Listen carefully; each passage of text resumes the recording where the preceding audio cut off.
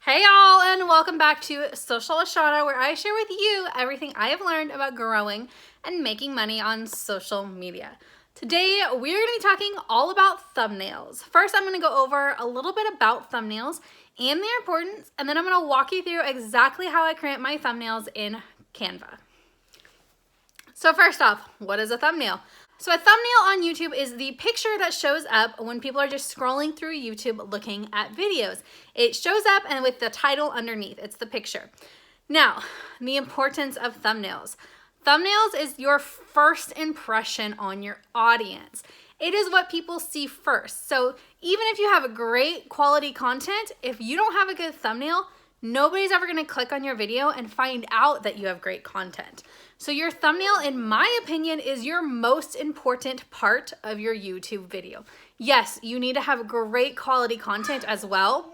You need to have a good title. You need to have good tags, all of that stuff. But your thumbnail is the first thing people see. And if you don't have a good thumbnail, nobody's ever gonna click on your video to see everything else that you've put into it. So you have to have a great thumbnail. Now, I really like Canva for my thumbnails. It is completely free. They do have a pro version, which is a little bit more, but there is a 30-day free trial that you can try out of the pro version to see if it's worth it. I usually just use the free version, which I really do like.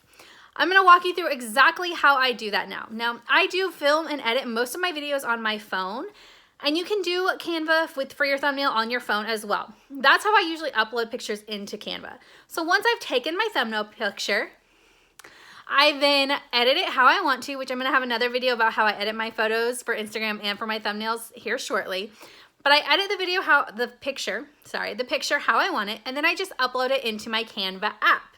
Now my Canva app on my phone is also connected to my Canva desktop. Once I upload the photo into my Canva app, I can then get onto my desktop and finish editing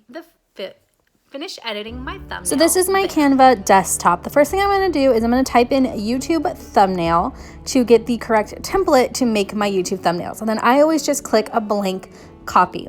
After that, I go over to elements and I will go to grids and pick which kind of grid I want for the photos. So I like to use the 3x1 or the 4x, like the one that has 4 pictures a lot. But today for this thumbnail that I'm creating, we are just going to use the single one.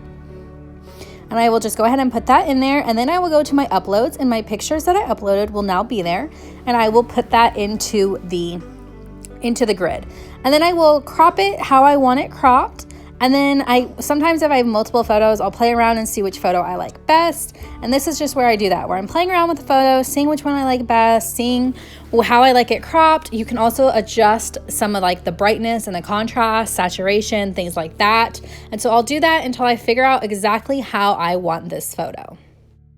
While I'm doing my thumbnail, I will also usually go to YouTube and I will search for basically what the title of my video is. So this video was a grocery haul that I did in order to prep for the coronavirus. My stores were all running out of things, so I did do a 2-week grocery haul. So it's a grocery haul video on my main channel.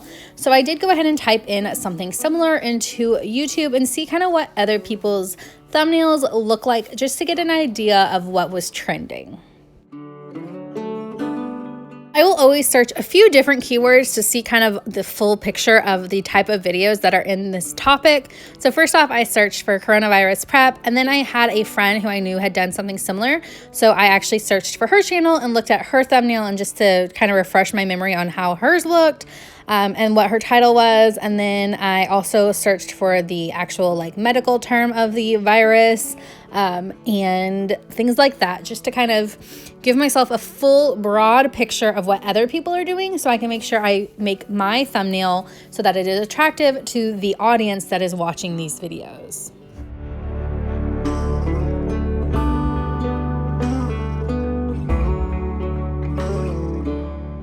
Now that I'm done with my research, I'm gonna go back into Canva and finish editing my thumbnail. So I'm gonna go ahead and add some text.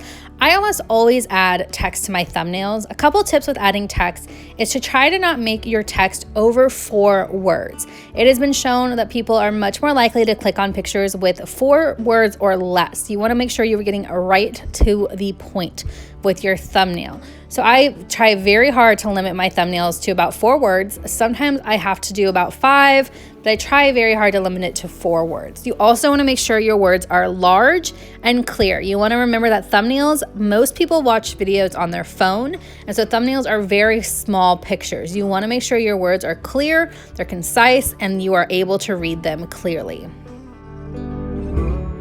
So as you can see here, I am just playing around with the colors, the fonts, the placements. I like to get the first word as how I like it, and then I just duplicate it. That way it's the same font and everything. It's a lot easier. Then I'll line them up how I like them. You'll see by the end of this thumbnail, I completely changed how this is looking already. I like to play with the fonts. Some of my favorite fonts in Canva are Antonio Bold, which is the one that I'm using currently. I also like Anton. I like Kite One. I like Dancing Script if you're looking for something more like script-wise. And I think those are my favorite ones. I also, if I'm having trouble getting it to pop, as you can tell, this isn't just really popping with all the different colors of the groceries. So I'm going to go ahead and put a shape background behind it. Sometimes I will do a large square like how I started off looking at this, and then a lot of times though I will do separate little rectangles behind each word. I just personally like the way that looks better. For the most part, usually. You can do a rectangular, you can do a circle, you can do an oval. There's a lot of different shapes over in the elements section underneath shapes, and that's just where I did it. I also, if you saw a little bit ago, I changed the transparency of the shape. So that is up at the top, along the top little bar. It's the little thing that looks like they're like dark little squares, and then it lightens up there. That helps change the transparency of the shape. And so I always definitely make it a lot more transparent, because I feel like very full squares, they just don't show up correctly. So I always make them a little bit transparent so you can still kind of see what's behind them. So you can also add other things to your thumbnail. You can have different shapes in the shape area where we found the rectangles that are behind our words. You can also add I don't know, pictures and stuff. They have a lot of free pictures on here. Like you'll see on my thumbnails on this channel, a lot of times they'll have a picture of like the Instagram logo or the picture of the YouTube logo. You can go to elements and you just search for those in the top bar on that little section. You can search for all of those. You can change the colors to anything you want. So you can see here, I'm totally playing around with the color. Change it to whatever you want. This app is really, really versatile, and there's a lot of different features you can have. There are some things that are locked because they're part of the pro version, but there's a lot of free stuff you can add.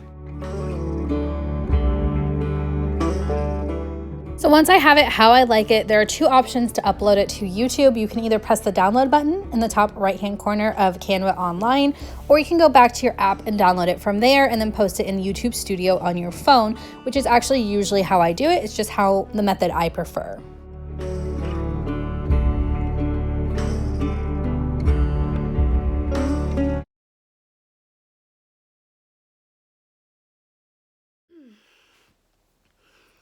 If you guys liked this video and found it helpful, make sure you give it a big thumbs up. If you have a friend who you think could benefit from this information, make sure you hit that share button and you share it across any of your social medias or directly with any of your friends. If you are not already subscribed, make sure you are subscribed and have your bell notifications turned on for new tips videos every Monday at 8 a.m. Central Standard Time. I'll see you guys in the next one. Bye, y'all.